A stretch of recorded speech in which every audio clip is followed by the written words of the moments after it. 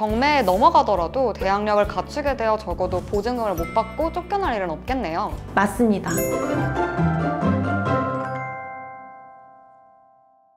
사는 집이 경매에 넘어간다면 이렇게 대처하세요. 변호사가 알려드립니다. 지금부터 함께 알아보증!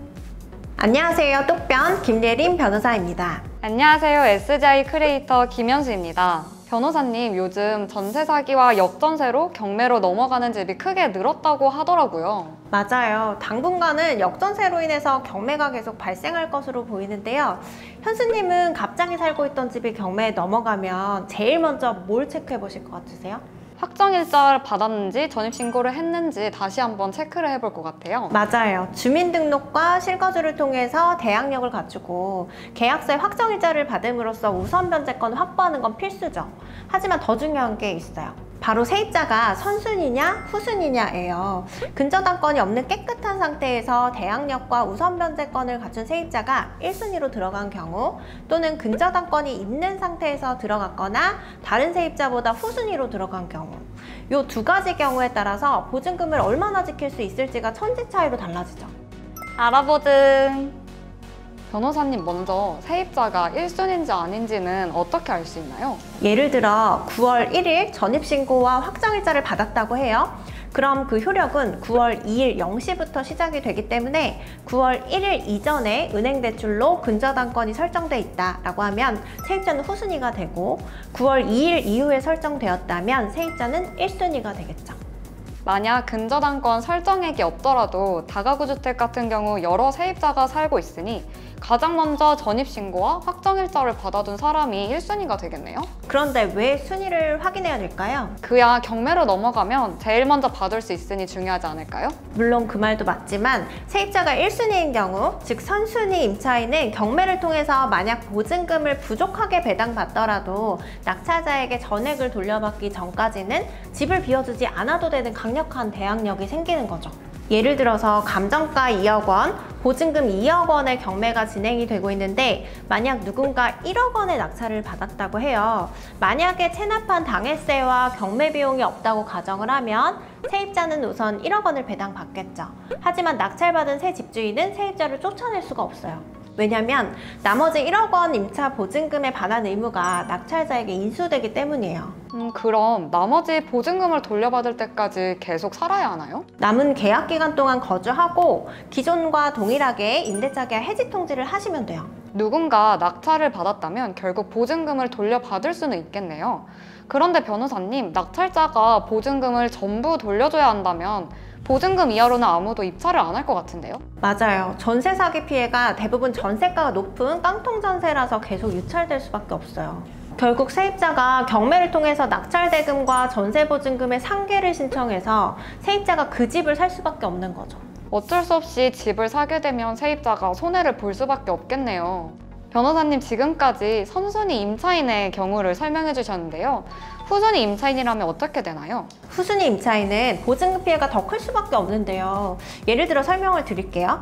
만약에 감정가 2억 원, 선순위 근저당권 2천만 원, 후순위 보증금 2억 원인 상황일 때 집이 1억 원에 낙찰됐다면 세입자가 얼마 돌려받을 수 있을까요? 낙찰가 1억 원에서 선순위 2천만 원을 빼면 나머지 8천만 원은 받을 수 있겠죠? 맞아요. 그런데 여기서 선순위 임차인과는 달리 후순위 임차인은 대항력이 없어요. 그래서 낙찰자는 세입자가 못 받은 임차보증금 2천만 원을 주지 않아도 세입자를 내쫓을 수가 있죠. 경매에 넘어간 것도 억울한데 보증금도 못 받고 쫓겨나야 하는 건 좀 너무한 거 아닌가요? 네, 맞아요. 설상가상으로 만약에 원래 집주인의 국세 체납액과 같은 당해세나 경매 비용을 제하면 실제로 받을 수 있는 금액이 더 적어질 수도 있죠. 변호사님, 혹시 후순위라도 전세금을 지킬 수 있는 다른 방법은 없을까요? 만약 법에서 보호하는 소액 임차인에 해당할 경우 선순위 근저당권자보다도 먼저 배당받을 수가 있어요.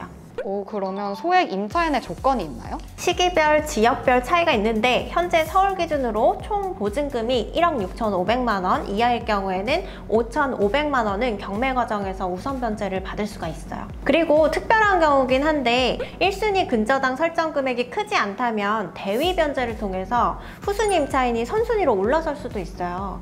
예를 들어서 아까 예시에서 2천만 원을 세입자가 대신 갚아준다면 8천만 원만 받고 쫓겨날 뻔했던 상황에서 2억 원을 지킬 수 있는 상황으로 바뀔 수가 있죠. 그러면 경매에 넘어가더라도 대항력을 갖추게 되어 적어도 보증금을 못 받고 쫓겨날 일은 없겠네요. 맞습니다.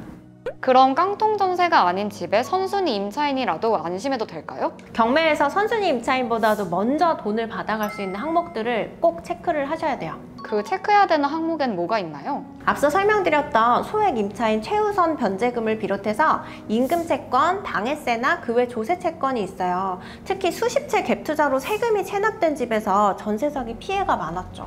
그럼 세금은 무조건 선순위인가요? 기존에는 부동산 자체에 부과되는 당해세는 언제나 선순위였는데요. 올해부터는 세금 발생일이 세입자의 전입 확정일자보다 빠른 경우에만 선순위가 되는 걸로 바뀌었어요. 그럼 계약할 때에는 부동산 등기부등본이 깨끗했는데 이후에 세무서에서 가압류가 들어왔다면 세입자보다 후순위인 걸까요? 세금은 오래전부터 체납이 됐는데 시간이 지난 후에 압류가 되는 경우도 있을 수가 있어요. 따라서 반드시 계약 전에 집주인의 세금 체납 여부를 확인하는 게 좋아요.